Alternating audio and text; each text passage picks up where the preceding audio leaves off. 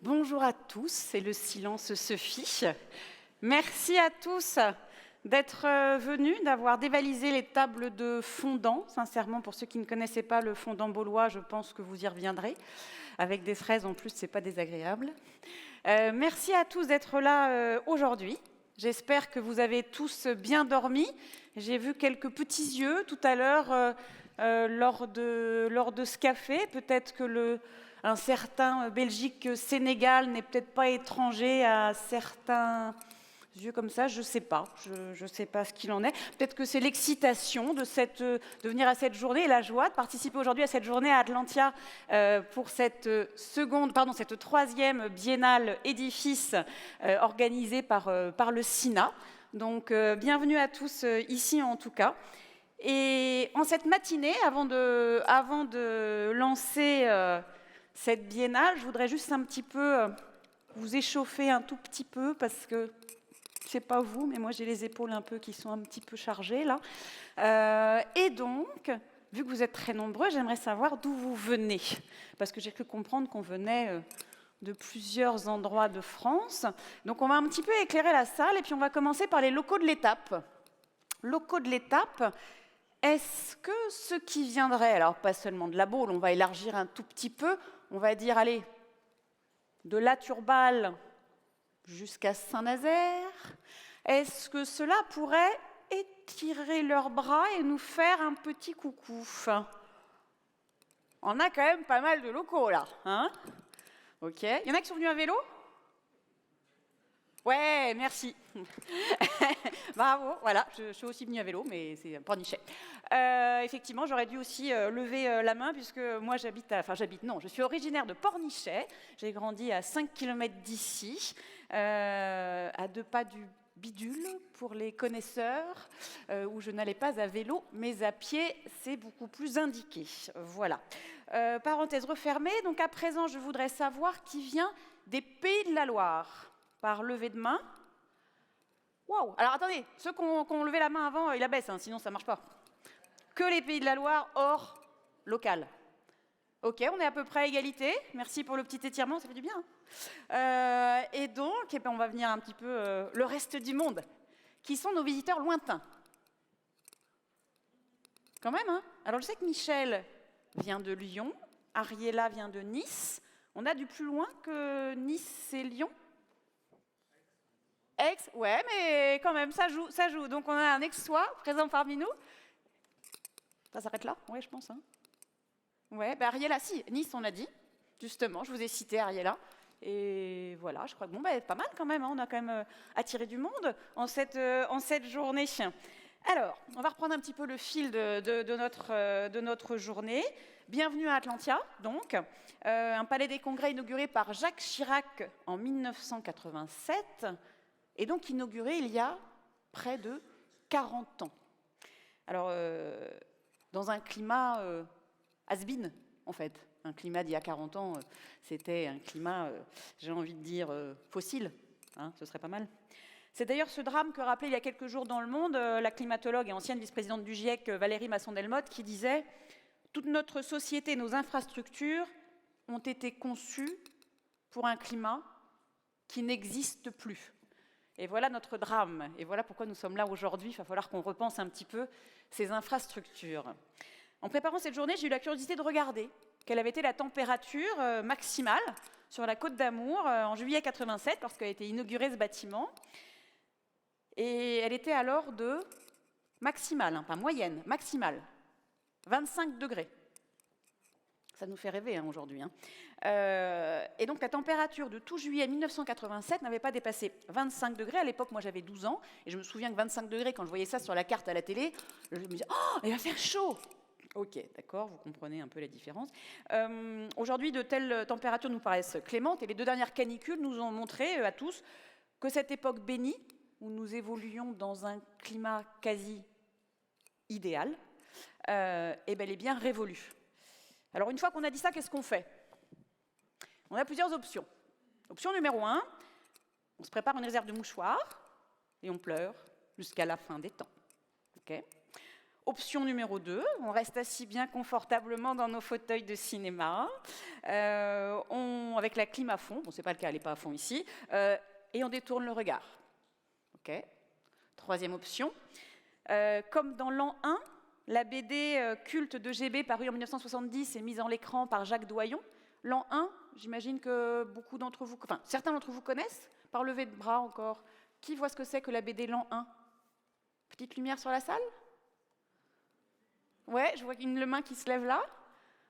Ouais, je vois que c'est peu connu. Donc, monsieur, je vais rappeler, vous le savez vous, mais vous allez dire si je présente bien.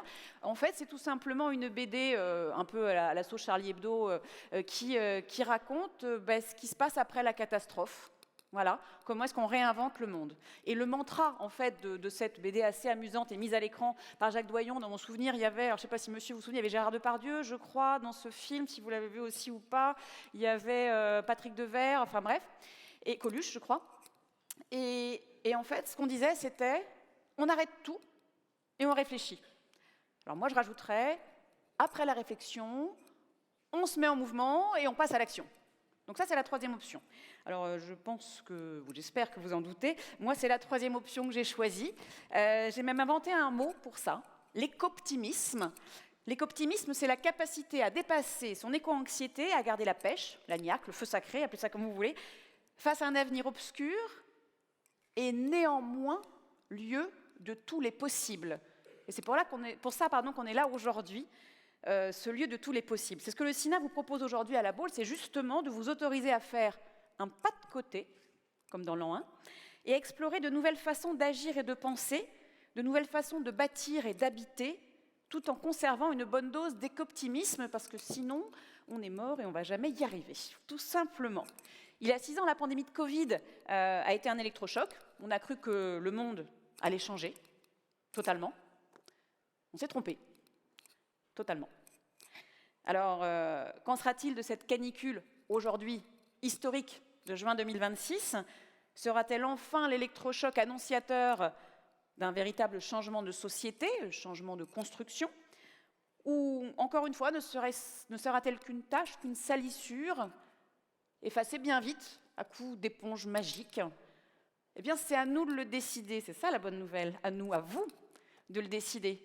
On est là aussi aujourd'hui pour agir, on a ce pouvoir, et rappelez-vous, alors celle qu'on cite, qu'on recite et qu'on re-recite, mais pourquoi pas la re-reciter encore aujourd'hui, Margaret Mead, ne doutez jamais qu'un petit groupe de citoyens réfléchis et engagés, comme vous, puisse changer le monde.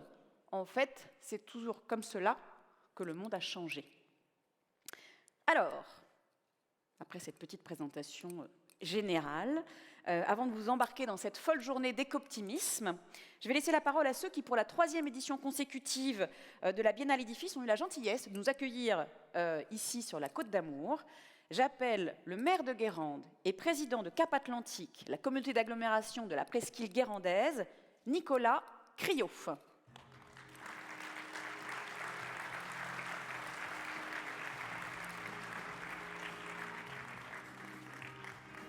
Là.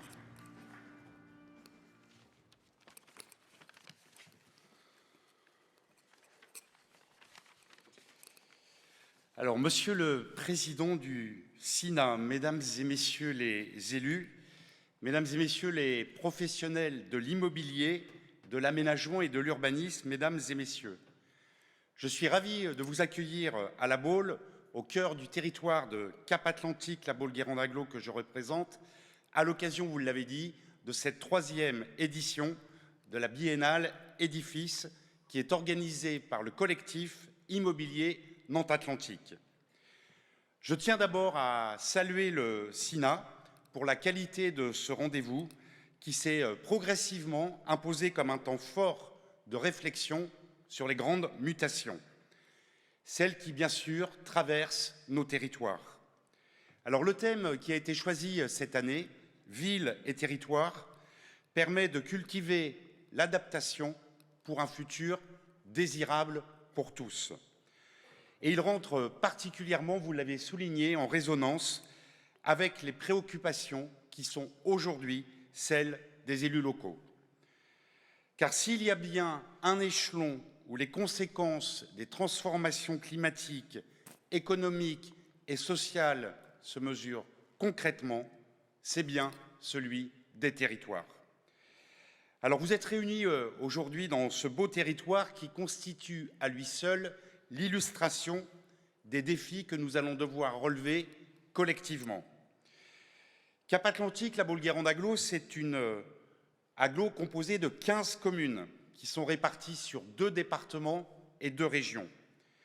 Je dirais une singularité administrative, mais surtout une richesse géographique, environnementale et patrimoniale exceptionnelle. Ici, l'eau façonne l'ensemble de nos paysages et les activités humaines depuis des siècles. De la baie du Pouliguen jusqu'à la plage de la Mine d'Or à Pénétin, des marais de Salans de Guérande jusqu'aux marais de Brière, notre territoire est un territoire d'eau. Un territoire où l'on mesure chaque jour à quel point les équilibres naturels sont précieux et fragiles. C'est également un territoire de patrimoine, le patrimoine médiéval de Guérande, ses remparts uniques en Guérande. En Europe, le château de Ranrouette, les villages paludiers, les ports, les stations balnéaires, qui ont construit aussi l'histoire touristique de notre façade atlantique et qui composent tous un remarquable ensemble qui participe fortement à notre identité.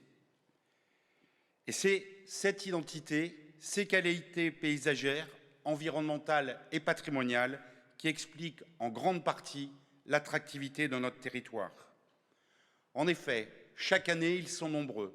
De nouveaux habitants choisissent de venir s'y installer. Des entreprises souhaitent s'y implanter ou souhaitent développer leurs activités. Et des familles y construisent leurs projets de vie. Alors bien sûr, cette attractivité, elle est une chance. Elle témoigne du dynamisme de notre territoire et de sa capacité à offrir un cadre de vie recherché et surtout une qualité de vie enviée. Mais au-delà de ces aspects positifs, cette attractivité nous oblige également. Car nous savons tous que derrière l'image de la carte postale se cachent des réalités beaucoup plus complexes. L'une d'entre elles concerne l'accès au logement. Dans un territoire particulièrement attractif comme le nôtre, la tension foncière est devenue une réalité quotidienne. Le prix du foncier et de l'immobilier progresse plus vite que les capacités d'accès d'une partie de nos habitants. Les jeunes ménages peinent à s'installer. Les actifs rencontrent des difficultés croissantes pour se loger à proximité de leur emploi. Et certaines entreprises nous alertent également sur les conséquences directes de cette situation pour recruter. Alors la question du logement, elle est devenue bien plus qu'une question immobilière. Elle est devenue une question de cohésion sociale, de développement économique et d'équilibre territorial. Et dans le même temps, nous devons faire face à une autre exigence majeure, celle de la sobriété foncière. C'est vrai, pendant longtemps, pendant des décennies, notre modèle de développement reposait sur une idée simple. Lorsqu'un territoire gagnait des habitants, il ouvrait de nouveaux espaces à l'urbanisation. Ce modèle, chacun comprend aujourd'hui qu'il ne peut plus constituer notre horizon. La préservation des espaces naturels et agricoles et forestiers, ce n'est plus une option. C'est devenu une nécessité. Le changement climatique, la préservation de la biodiversité, la gestion de la ressource en eau ou encore la souveraineté alimentaire nous imposent dorénavant de regarder différemment nos espaces. Alors on parle souvent à ce sujet de contraintes écologiques. Pour ma part, je préfère parler d'enjeux écologiques, car le mot contrainte, lui, suggère comme une forme de limitation. Le mot enjeu, quant à lui, renvoie à une responsabilité collective et à une capacité d'action.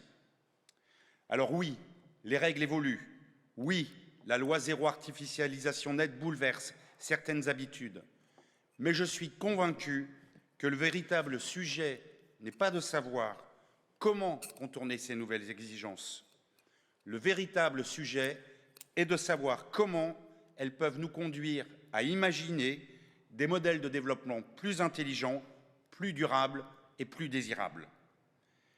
D'ailleurs, l'histoire des territoires nous enseigne ces périodes de transformation, et elles sont souvent à l'origine d'idées beaucoup plus fécondes. Elles nous poussent à innover, elles obligent à repenser nos pratiques établies, et elles obligent surtout à sortir de logiques à court terme. Et c'est précisément dans cette démarche que notre agglomération Cap-Atlantique La Baule-Guérande Agglo a élaboré son projet de territoire jusqu'en 2030. En effet, il faut avoir des perspectives. Il faut, dans nos conduites de politique publique, avoir la capacité à agir à court, moyen, long terme. Et c'est ce que les élus communautaires ont souhaité définir collectivement afin de répondre à l'ensemble des défis qui se présentent à nous. L'adaptation au changement climatique qu'on imaginait dans 10, 20 ans, 30 ans est une réalité aujourd'hui.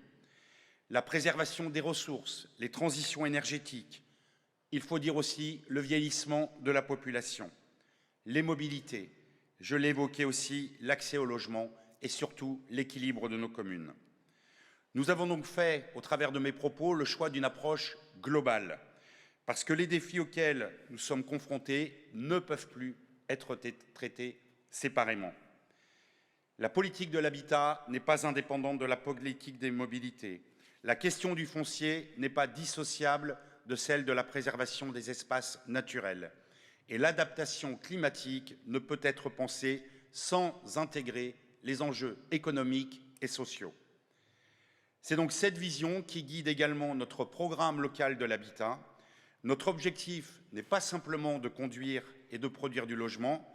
Notre objectif est de permettre à chacun de trouver sa place sur notre territoire, de permettre à nos jeunes d'y vivre, à nos familles d'y rester, à nos salariés d'y travailler et à nos aînés d'y vieillir dans de bonnes conditions.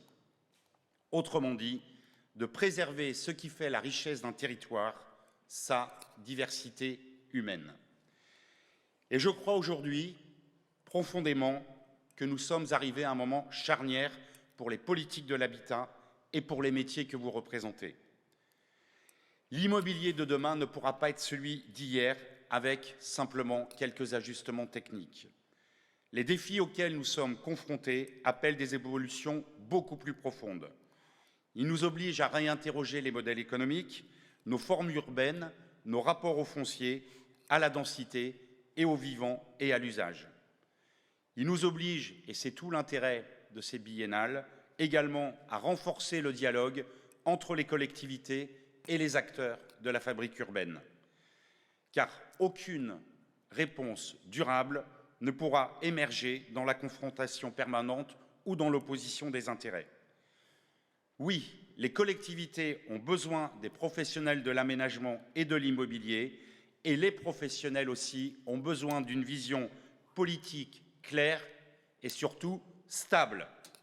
Car au fond, ce qu'attendent les habitants, nos citoyens, c'est notre capacité collective à construire et à apporter des réponses concrètes. C'est bien donc tout l'intérêt de ces rencontres comme celles qui nous réunissent aujourd'hui, parce qu'elles permettent de croiser les regards, de confronter les expériences et surtout, aujourd'hui, d'ouvrir des perspectives. Je forme donc le vœu que cette journée contribue à nourrir cette ambition commune, faire de l'adaptation non pas une réponse défensive aux transformations du monde, mais un levier pour inventer des territoires plus résilients, plus attractifs et plus désirables. C'est bien cela, un futur désirable. Je vous souhaite donc à toutes et tous d'excellents travaux et un très agréable séjour sur notre territoire. Je vous remercie. Merci à vous. Alors merci beaucoup Nicolas Criot, parce que alors moi je suis journaliste et j'entends beaucoup de choses comme vous, et d'entendre ces mots qui sortent un peu du bruit politique qu'on entend habituellement, du brouhaha politique notamment ces jours-ci, ça fait du bien. Donc moi je vous remercie à titre personnel et j'espère aussi pour vous.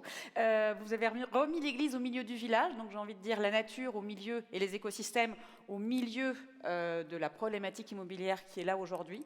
Il faut remettre un petit peu ces questions-là, ce n'est pas que de la contrainte, Je parlais hier avec Michel Lusseau, on parlait de cette branche sur laquelle on est assis, qu'on n'arrête pas de scier. Il est temps qu'on la raccommode et les mots que vous venez d'employer, Monsieur Criot, correspondent vraiment à ça. Donc merci pour cette vision lucide, responsable et néanmoins enthousiaste. Donc merci à vous pour ces mots. Et donc on va et sur parler du temps long aussi. Merci.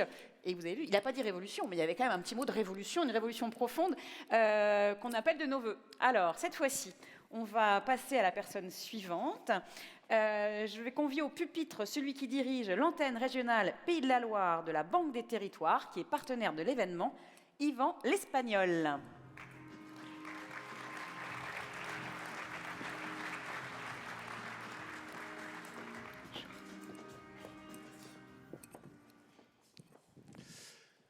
Bonjour à tous, Monsieur le Président, merci de votre accueil. Et ça fait plaisir d'être parmi tous les partenaires de la Fabrique de la Ville avec qui on travaille toute l'année. Nous, côté Banque des Territoires, évidemment, on est ravis d'accompagner financièrement cet événement, ce 3e événement pour le rendre possible. En fait, parmi vous, il y a tous ces promoteurs, ces cabinets de conseil, les SEM, les OLS, tous ceux avec qui toute l'année, chaque jour, on essaye de construire des projets. Et en vrai, ces projets, ils sont de plus en plus difficiles à monter. Ils sont de plus en plus difficiles parce que il y a des sujets d'acceptabilité, il y a des sujets financiers, il y a des sujets de normes et de réglementation, et puis il y a des sujets de climat. Voilà. Et donc c'est bien d'avoir ce temps de réflexion.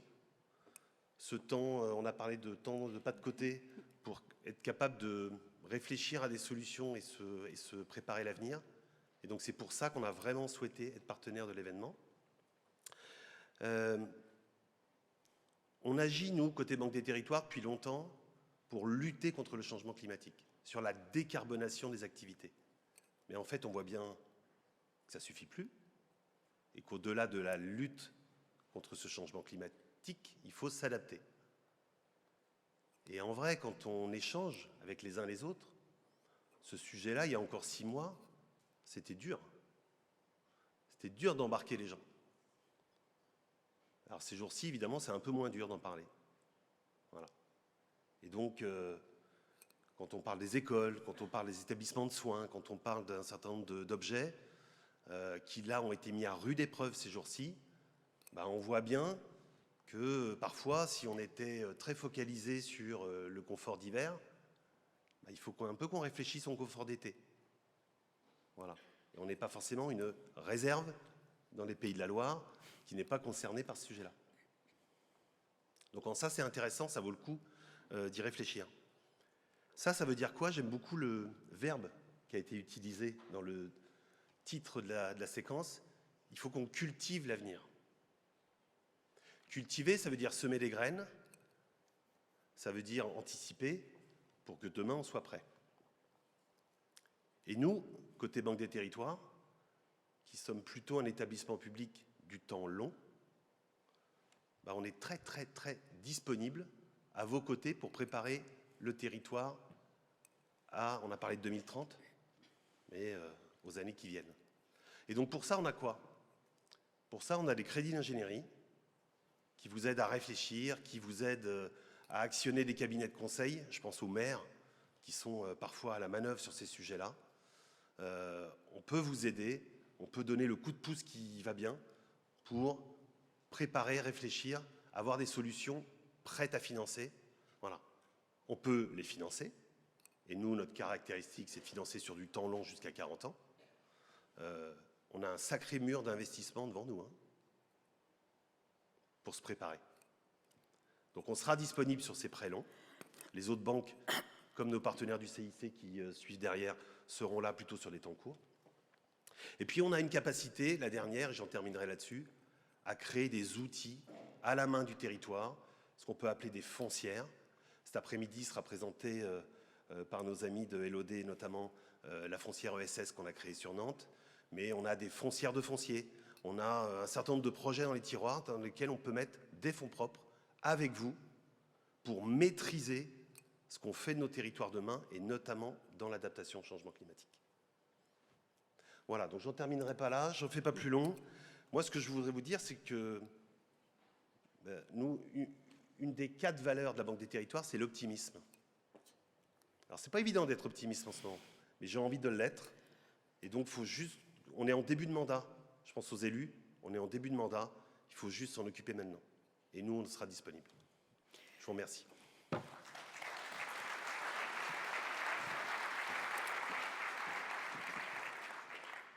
Il faut juste s'en occuper maintenant. Je ne sais pas si j'ai beaucoup de choses à dire, Yvan, que cette phrase. Juste s'en occuper maintenant, il faut le décider. Il faut y aller. On va tenter l'optimisme. Merci Yvan. Il est temps d'appeler un autre partenaire du SINA qui a rendu cette journée possible. Il est membre du comité exécutif du CIC Ouest. J'appelle Frédéric Robin.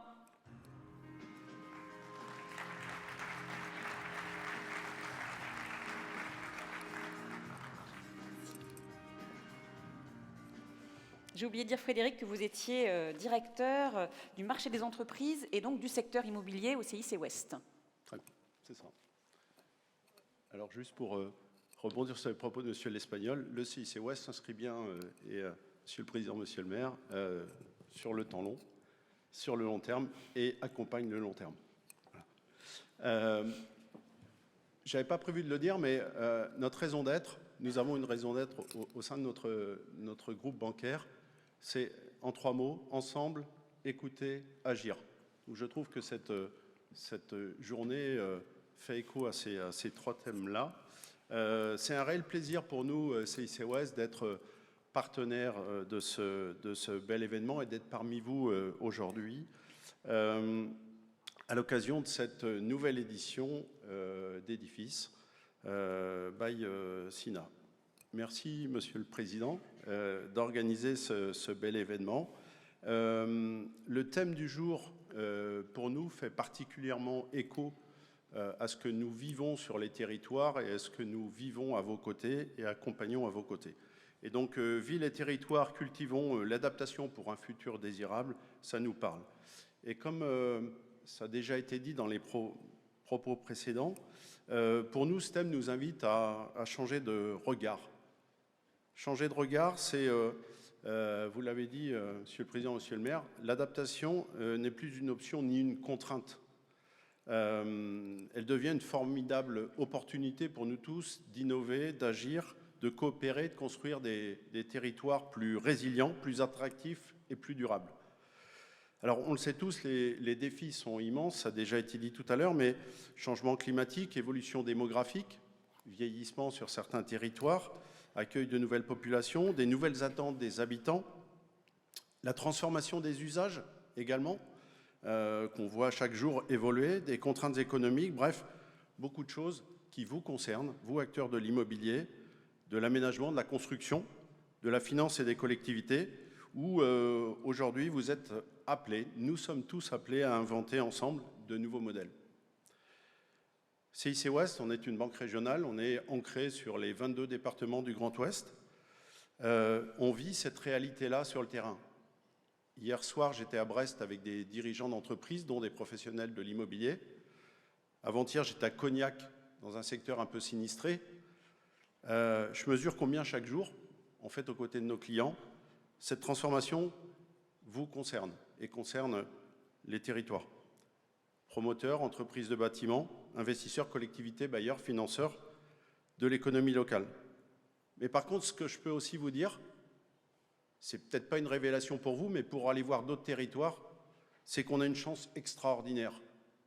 Et vous l'avez souligné dans votre propos, sur la Loire-Atlantique, on a vraiment une chance extraordinaire. C'est qu'en fait, on est sur un territoire qui a de nombreux atouts.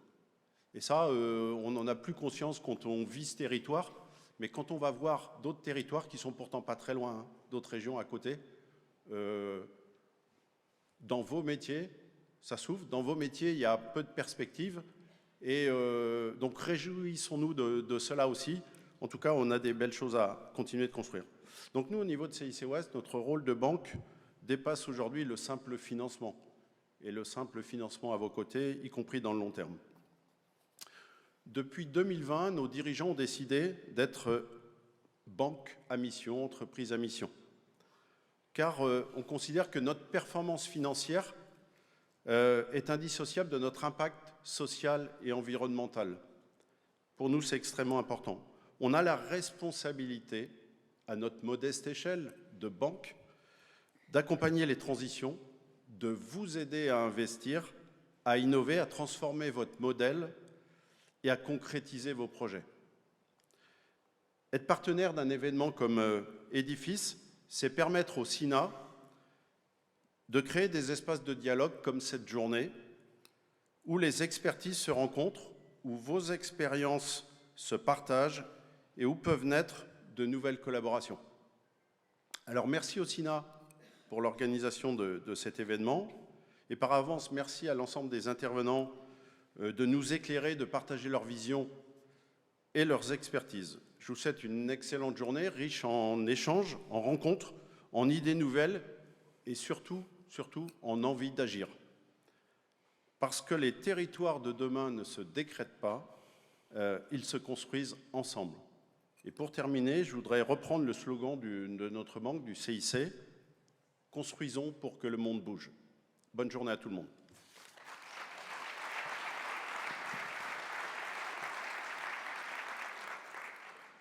Merci Frédéric pour ces mots. Moi j'ai bien aimé la première, le slogan Ensemble, écouter, agir aussi, qui était quand même, effectivement, qui reflète un petit peu ce qu'on fait aujourd'hui.